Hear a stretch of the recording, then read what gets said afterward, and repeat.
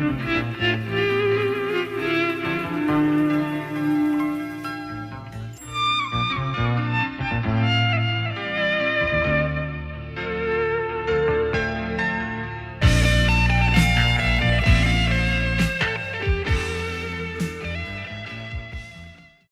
for the technical difficulties, ladies and gentlemen. We'll kind of do a restart once again. My iPad was acting up, but we were just talking about the coach changes that were made recently. But do you want to quickly talk about what you're saying about Todd Monken again? Yeah, to me, just like, like I don't know if the two are a fit, but, I would say Todd Monken is every way qualified to be an NFL head coach. I'm also curious how many people even wanted the Cleveland job because I saw a few people pulled their names out the hat. I don't think he's a fit for Shador because I feel like Monken's coached Lamar, he's coached Justin Herbert, like running style quarterbacks or QBs that can run, where I don't really think Shador is mobile. I'm not saying he's unathletic, but I wouldn't consider him an athletic quarterback. So I don't know if he'll accentuate his talents, but nonetheless, I was talking about the Ico comment, and I thought that was the most bogus comment ever. Like, why would your advice ever be for a head coach to need to prove himself to a player like it's mutual? Like Shador needs to prove that he's a starting quarterback in the NFL, and Monken needs to prove he's a head coach. Like anything else that you're doing is just counterintuitive. Like even if you were Josh Allen, and let's say Monken got the Bills job, like, what do you look like basically going against the grain, destroying a year of your career trying to get your head coach fired or asking your head coach to prove it to you? Like, that doesn't make Hmm. sense. Sometimes people just say anything. That made zero sense. Yeah. So Coach JB is referring to Emmanuel Acho. I think he's no longer with Fox Sports. I think he does his own podcast. That's the thing. These former athletes, they got podcasts, they get paid for it to say and do these takes. And then you know what happens? Although they may be wrong, what they're doing is working for them because guess what? It gets engagement. All this engagement farming is such a thing these days. People are rage baiting you left and right. And if you're someone like yourself and myself who are very like passionate about just like the standard like basic stuff, like we don't just say bullshit. We don't just say, oh, for example, the whole like, Patriots have beat the last three teams that were top five defenses. There's more nuance to that than just saying those numbers. Like, you can't just say, "Oh, they beat those defenses," because those defenses actually played well enough because their offenses sucked. You know what I'm saying? Yep. Because if your offense is averaging less than 20 points a game, that means your offense has been getting stopped. Okay, so we're gonna get to that in a bit. But ladies and gentlemen, this is Sports Talk with DesPain, with yours truly and Coach JB, Coach's Corner. Just we're doing post game chattery. Well, almost a week after the AFC and NFC Championship, but we were just talking about the head coaching positions that have been filled. But yeah, Todd Monken was part of that discussion. We also have Joe Brady taking over the Buffalo Bills. And I'm trying to recall who else. Oh yeah, the Raiders. Minter. It's the Yeah, it's the Minter on the Ravens. yeah, Mentors on the Ravens, but the two vacated coaching positions right now are the Cardinals and the Raiders, and they both have the same record. And I believe they're both top three picks, where the Raiders is the number one pick. We have yet to see what each of the two teams decide to do. And as we could all see, like the reason why we bring up the coaching hirings and all that, we're looking at two franchises that hired two what you would consider defensive minds. I think Mike McDonald is more of a defensive mind than Vrabel is. Vrabel is more like he could kind of get his hands on everything, because I know when he was with Cleveland, he was like helping assist coaching like tight ends. So he was learning as a consultant with a different team. So he was understanding more offensive stuff. He reminds me of Dan Campbell, and I call Dan Campbell a coach bro because they always want to be they're former players. They want to get involved with all the all the players stuff, and he likes to run down the field with the team when they're scoring, or run onto the court. I mean, excuse me, run onto the field to check on every single player that's hurt, even the free water boy. Like they just get really involved. And I know, most coaches just let people who have that particular job do their job, but they want to get involved with everything. It could, and depending on how things go, it could be also really bad. That's why Bill Belichick was always Mr. Stoic, Mr. I don't give a damn about what you say, give you boring answer. He was just that way because that's how coaches were for all of eternity. It's just now we're seeing them be more personable because they need to have a personality or else they're going to get destroyed by media. With that being said, before we get into the championship games that concluded a few days ago, as many already know, Bill Belichick was which got leaked, snubbed of an opportunity to be a first ballot Hall of Famer. I just wanted to get your insight because me personally, I felt like that was not warranted. Am I surprised? Absolutely not. Only because just like the baseball writers, the football writers are just as envious and petty as anybody else. They will make an example out of you just for the sake of making an example, or they'll use the excuse like, oh, well, at least, if we get this guy in, maybe Belichick's going to make it anyways if without my vote.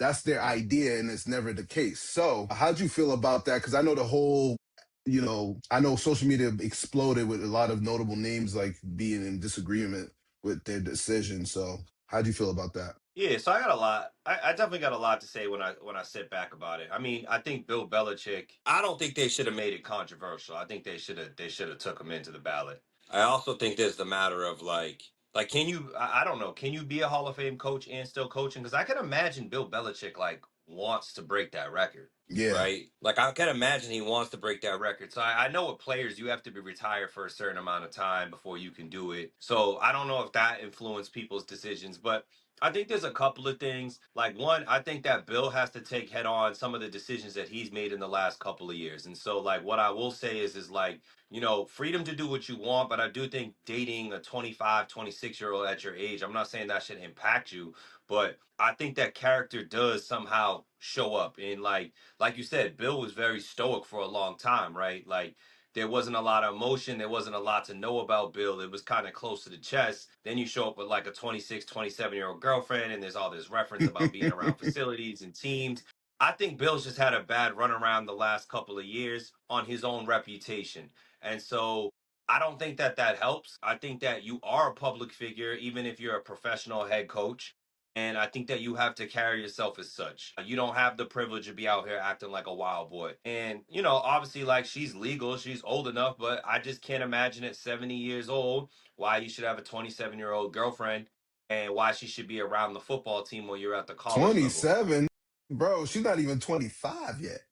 Well, there you go. She's mad young. So like he's not like he's like it's not like he's like 40. And even that would be kind of, he's like 70 something. So, I'm not saying I made a decision, but I'm just gonna throw stuff out there. And then like I will say this. So, obviously I'm repping my Patriots, they're going, whatever. But I've been rocking with the Bengals for the last couple years. But like part of my transition, or I would say like kind of is like Rob Kraft plays a role in this. And, go look at that Patriots dynasty that he put out. And I thought that that was a Bill Belichick smear fest. It was actually one of the things It that was. really It made me was. start to dislike Rob Kraft because he made Bill Belichick look horrible in that thing. He made him look like an animal. And I felt like what he tried to do is he tried to heighten, because he's not in the Hall of Fame yet, right? For No, for for an owner. yeah, he's not yet, but he might this year. He's trying to.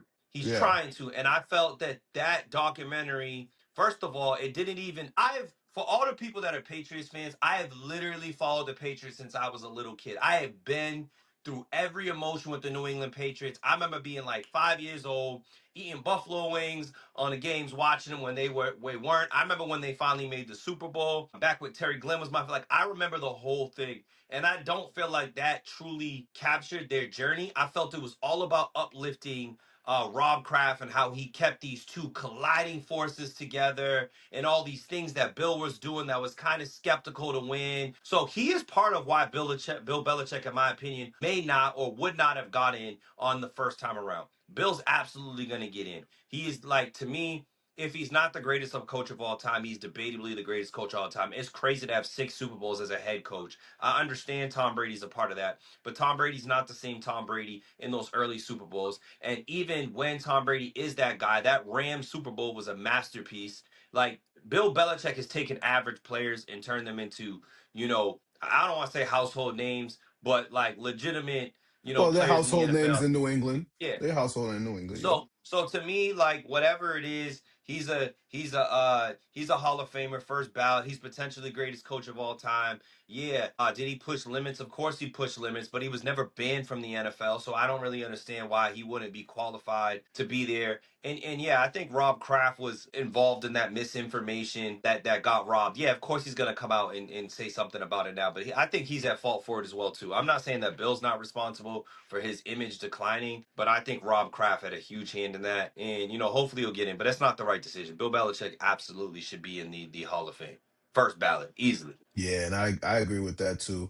But yeah, also it's kind of hard. I haven't looked back to see how many coaches went in the first ballot, but I did get a little did get a little tidbit that the coach that's named after the trophy was also not a first ballot Hall of Famer, and we're talking about early times when the ballot became I think when the Hall of Fame became a thing and he was finally retired or whatever, like he wasn't in, and we're talking about years ago when there was not as many players there as there now and as many coaches as it is now. So it's always possible that can happen. But like you said, like yes, I do believe in the Robert Kraft smear campaign. Like I know this Super Bowl is gonna make him feel like he's gonna feel the most relief out of everybody involved Yep. because now it's okay. I got a Super Bowl. Brady got his Super Bowl. So what does that tell you guys? Like, was it really all the coach? So it's like you're kind of putting you're doing something right now, and I know he's gonna use that to his advantage. I know it. But hey man, at the end of the day, man, like you don't have to like the guy for his media presence or I think it's kind of crazy that of his personal life is more out there now. He could have definitely done better with that, but it is what it is. Like he's gonna get in, but I don't think it's something where people need to debate and compare and say, well, why would they put this guy in, not him? It's like it's not that he's not going to make it in at all. He's not Pete Rose. He will get in there, but it's just this is the effects of certain things that happen. Your transgressions do come first. You know what I'm saying? And people are gonna ridicule you for that, and then you just gotta own it, and that's it. Move on. But with that being said, we already know we already all know the outcome of the previous two games that were the championship games in the AFC and NFC. We know our Super Bowl matchup already. It's going to be the New England Patriots versus the Seattle Seahawks for the second time in 10 years. Literally 10 years, well, a little over 10 years ago, they played each other in the Super Bowl. This was one of Brady's comebacks, fueled by that defense in the second half, even though Russell Wilson did play his ass off too, if you really watched the game. Funny thing about that game is that Malcolm Butler was not put in the game because they wanted to put him in there. He was kind of forced into the game because I believe, I could be wrong, I think it was Sterling Moore or one of the cornerbacks got benched because he wasn't playing well versus like Doug Baldwin or Curse, one of those things. So they benched him, and Malcolm Butler was, he practiced with the team, and he knew that play, that infamous 1 yard play. He knew they ran that play at practice or whatnot. And mind you, that's the team that was juiced up with Darrell Revis, Brandon Browner, Patrick Chung, Cordy, Vince Wilfork. The names go on. That people forget. It's always been Brady, Brady, Brady, Brady, Brady. But people forget that Bill knew how to put together a defense. He knew how to draft them. He knew how to pick up some free agents. But Tom Brady did, you know, granted, he led to some of those leads that these other teams had in his later years because of turnovers and such, or just poor play to start a game. But it goes hand in hand. As they always say, you never give up. There's 60 minutes in the game. Nobody, if you play great for 58 minutes and you lose anyways, that means you wasn't locked in the whole way through. Hmm. With all that being said, we know the results of the two games was the Patriots won 10-7 in Denver, which ultimately ended up being a snow game at the second half. And the Rams went to Seattle, and Seahawks won 31-27, which honestly could have been a worse outcome if it wasn't for some things that went the Rams. So the Patriots game, I know a lot of people. I mean, the games are over, and we're not here to be negative about outcomes. We know what happened. We know, To both fan bases, congratulations. It's a great feeling to see your team make it this far. A lot of us other fans of other teams have FOMO right now. We're not going to be able to enjoy that with you. But being that Denver had a backup quarterback and 7, when you watched this game, what went through your mind when you saw the end of it, or how it came about? Like in totality, how'd you feel about this game? Like, did this game tell was this the game that you were sitting back, you're like, oh, the glass is half full. The weather wasn't a fact. The weather was a factor. Denver's defense is top 7. They were playing conservative just to protect Drake Maye from himself and XYZ in the third, whatever. Denver has a backup quarterback. If Bo Nix was in there, it would be a different outcome. What went through your head post game when it came to that Denver New England game? I mean, I felt like this way about Drake May, honestly, all postseason, right? And I say it all the time. And I think people don't understand that the quarterback ability comes, it's in dueling, right? It's in playing the game that needs to be played, right? And so, like, yes, Drake May has won, but Drake May hasn't really faced pressure all postseason, right? Like that other quarterback has more or less been an asset for New England all postseason, right? Mm-hmm. Like it's just been what it is. Like they've either turned the ball over, given short fields. I mean, Drake May and them, they scored that touchdown, but that touchdown was really New England's defense Yep. with the backwards pass. You know what I'm saying? And that was a horrible play. Like, bro, it's take a sack, right? Or at least get it forward. Like that changes the game.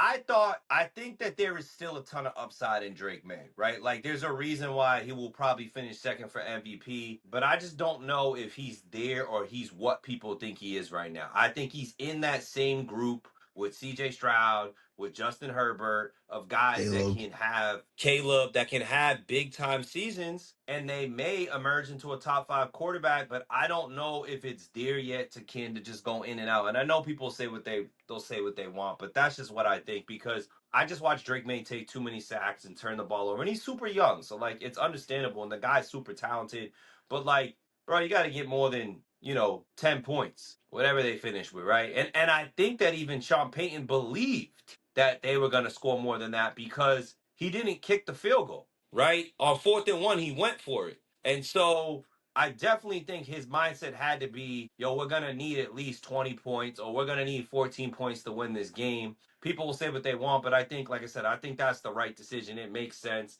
You don't play like that was an opportunity to go up 2 scores, especially against a team with which people be like, well, you had your backup quarterback. Well, bro, you're bleeding out slowly if you're just kicking field goals at that point. So Mm-hmm. I think Drake May. I think their defense is they're where they need to be. It's all about beating the team in front of them. Things are true. I am a little worried about this upcoming game. I do think that the Seahawks are a better matchup than the Rams because as good as Darnold has been, I think if there's a quarterback to cause turnovers, right, that will help Drake May in a game is going to be Darnold before we Matthew Stafford. But no, I don't think that Drake May's had some great postseason. And I know people will pull up like the Texans numbers, but that was not a good game. And those numbers, like the Texans could have won that game with a million No, they turnovers. were down by Yeah. 5 in the fourth quarter. And they They were fumbled in down the by red zone. exactly, and then and Kayshawn Booty had to freaking one hand.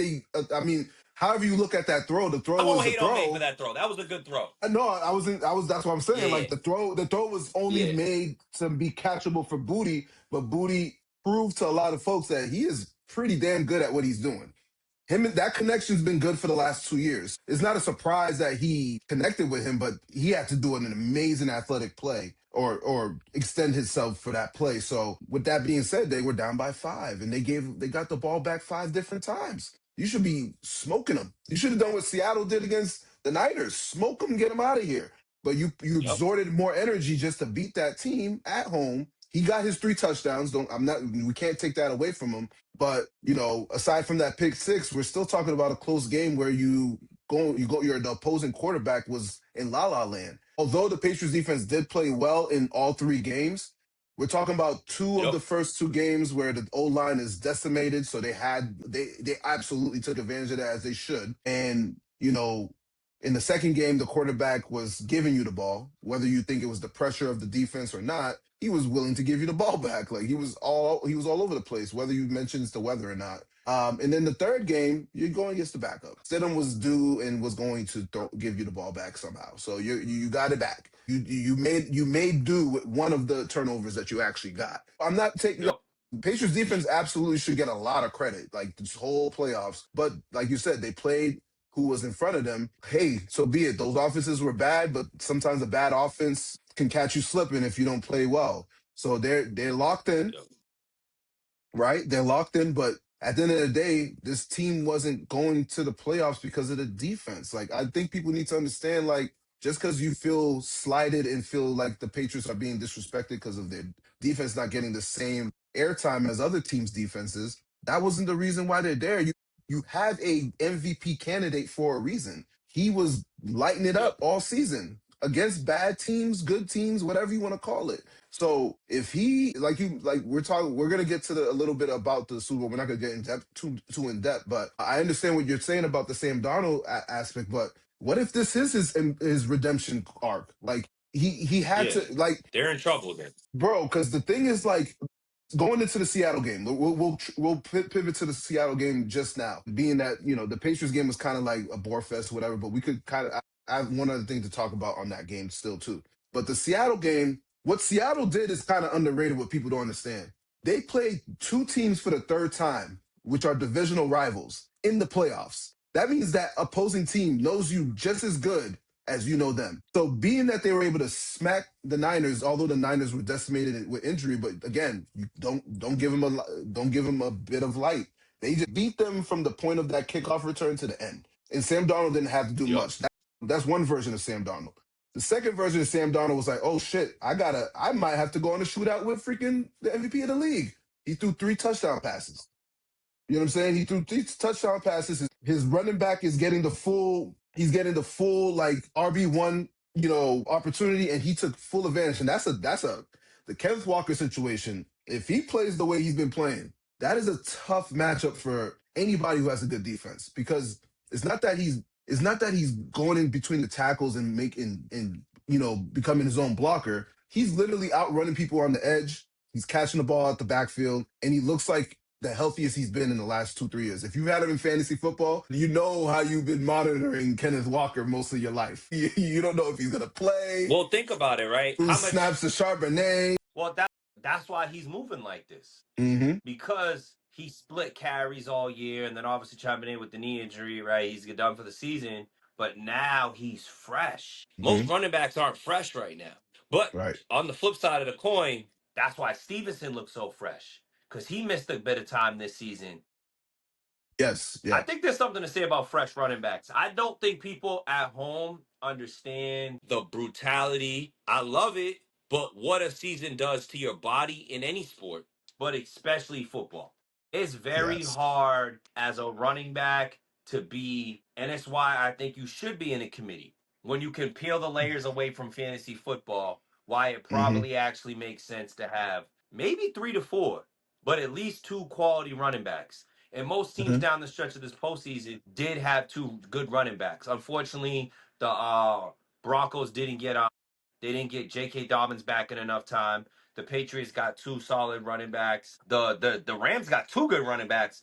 I'd argue Mm-hmm. Corum looked better in that game He than did. Kyron. And then He did. obviously, the Seahawks lost one, but I think Kenneth Walker just has that burst right now that is scary. Yep.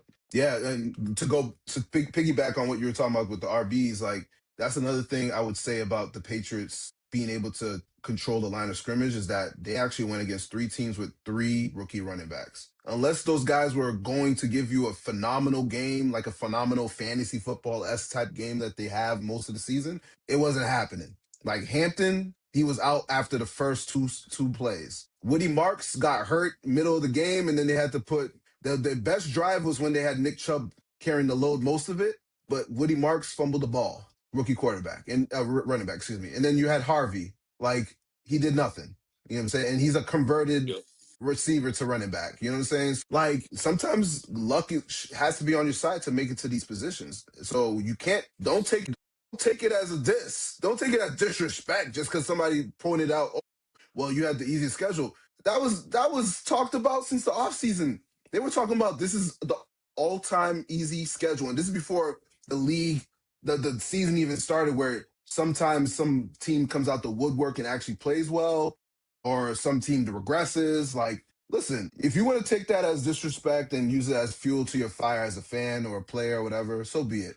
At the end of the day, like, call a spade a spade. If it's easy, it's easy. You can't Yep. be mad at that, right? You took advantage of it. It worked in your favor. You were the better of the teams that had easy schedules. You made it to the promised land.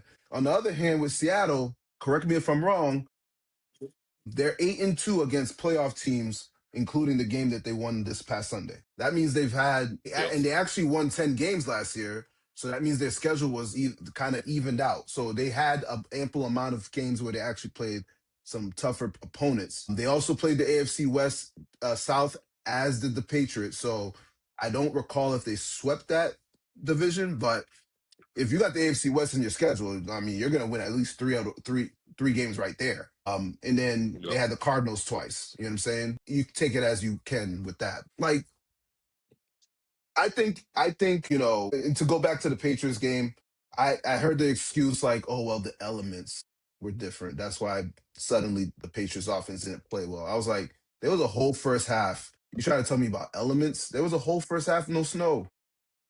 Yeah, there was enough That's time. There was enough time to get something done. Yeah, so I don't You know know. how I feel about making that as an excuse, because if you're gonna say, well, the elements affected our offense, then that means the elements also affected the other team's offense. So does that mean, so are you trying to say your defense didn't really play that well, or you just it was the elements? You know what I'm saying? What is it? So I don't know. I think at the end of the day, luckily for them, I'm not gonna even be the one to say if they had Bo Nix. I think this is different. I don't know. We will never freaking know. It doesn't even matter now. Who knows? Bo Nix might have It's ended tough because up if having the they worst. Yeah, he could have ended up with his worst game of if the if season. if they have Bo Nix, it's one of those things like ifs and ands. If they have Bo Nix, maybe we see a new level of Drake Maye. Right now, you got a duel. Now you have to make that throw. Right, so it's one of those situations. I think they're well coached. I think they're hungry. I think they're doing everything they're supposed to do. I think they got to go steal one. That's it. Yeah, That's it. so I mean,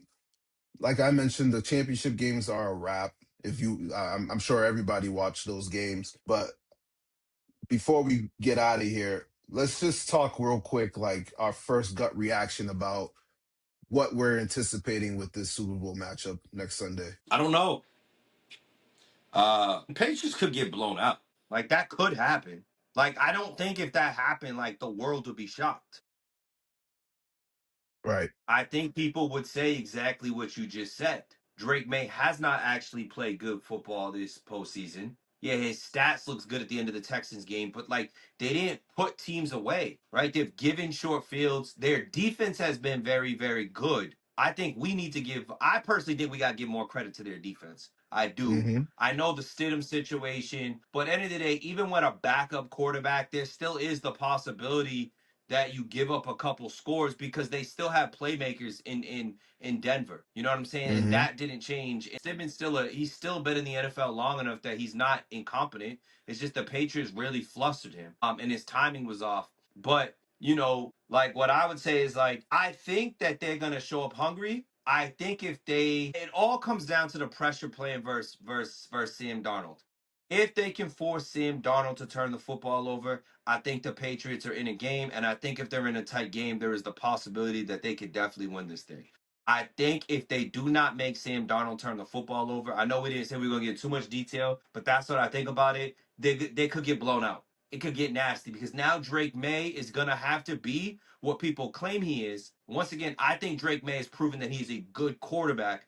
I don't think, and good quarterbacks can win MVPs. Let's not get this messed up. But I think some of it is the byproduct of his schedule. He hasn't had to necessarily go crazy in games this year. He has had to protect the football. And then, yes, he's had his couple of games against some not so good teams where he's straight. And yes, he throws a great deep ball, but there's more to throw a football game. Go watch the way Matthew Stafford played. And I'm not trying to rub feelings the wrong way, but those throws are not the same. Those tight window throws, like the balls that are thrown from the right hash to that sideline where a receiver has to just slide and get under it by the sideline or in between a defender. I'm not saying May can't make that. He can definitely make those throws, but the amount of times that you have to make those types of throws, I have a feeling that there will be some turnovers if those things have to happen. It's easy. I know it's like depending who's watching this, depending who gives a damn about two guys who like football, talking football, certain fan bases, we know who they are, will feel some type of way because there's always they love the clickbait. They love that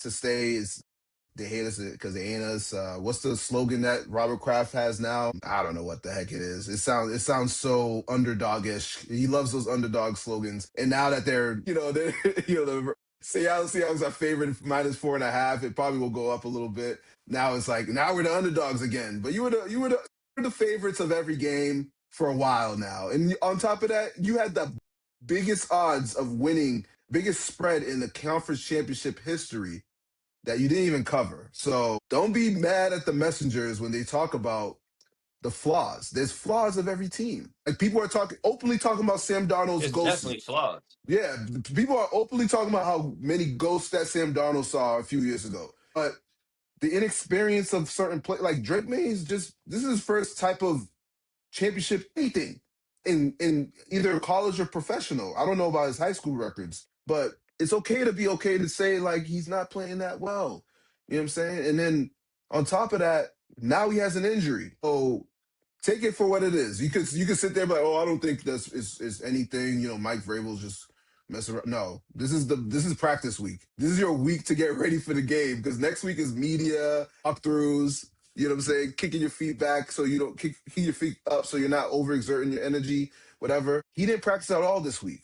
Now it's an illness on top of the shoulder, but the shoulder came up creeping in the rumor mill on Monday morning, Monday afternoon. Nobody was saying, people started feeling getting defensive. It's like, listen, these things happen. You play a lot of football, things happen. Playoffs is tough. We talked about that a few weeks ago. It's tough to be at the highest level in the playoffs. Brady has had playoff runs where he had more interceptions than touchdowns at times. Like it happens. You're not expected to be Superman in the playoffs. He led the league with 72% completion percentage. It has gone under 60% every single game. That is not a coincidence. He's playing good defenses. They're gonna play another good one. So don't take that away.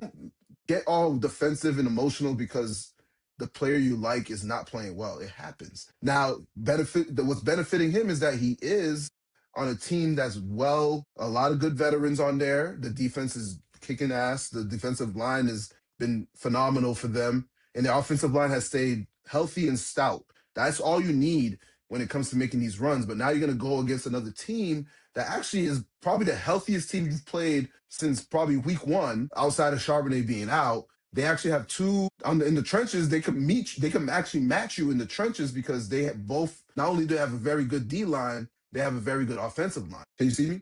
Yep. Um, Yeah, I can see you. but yeah, they also have that. But going back to the Sam Darnold factor, here's the difference here. He may still end up seeing a ghost or two and throw a pick or whatever, some strip sack. But from what I've seen from the Patriots offense, unless it's a short field, they haven't really pushed the ball down the field at all. And there won't be that home cooking that they were used to in the first two games where the crowd was on their side the whole way. I've seen games where Sam Darnold has thrown 4 interceptions and still the game was in reach. I've seen those games where he has struggled and they still found a way to win. The Seattle Seahawks actually are the most complete team they've played.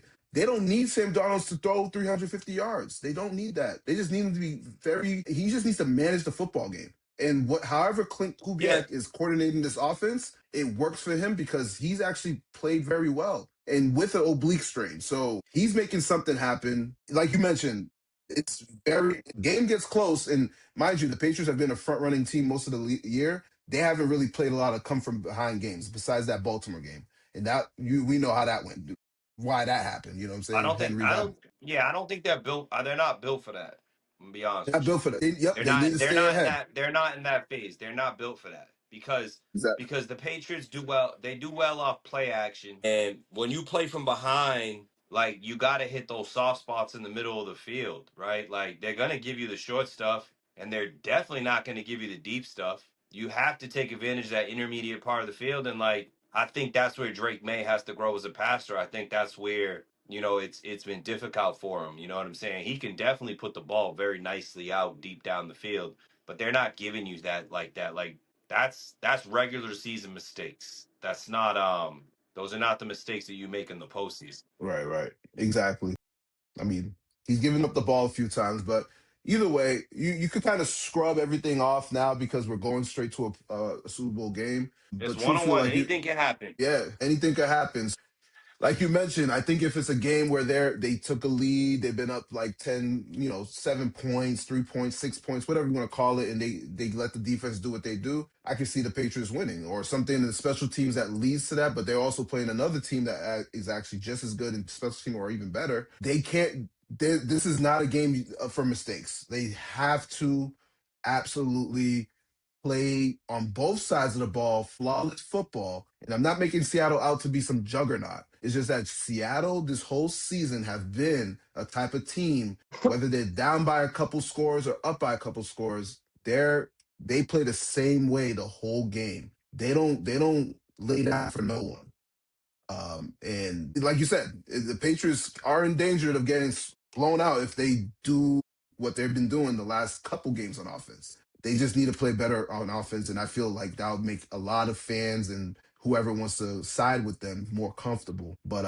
it's gonna be a tough game. I think it's gonna be a good Yep. one. It's gonna be a tough one though. And I'm excited to watch it. But again, I'm excited. I'm happy for the Patriot fans that are out there, the real ones that stuck you through when they're only winning single digit wins in the season.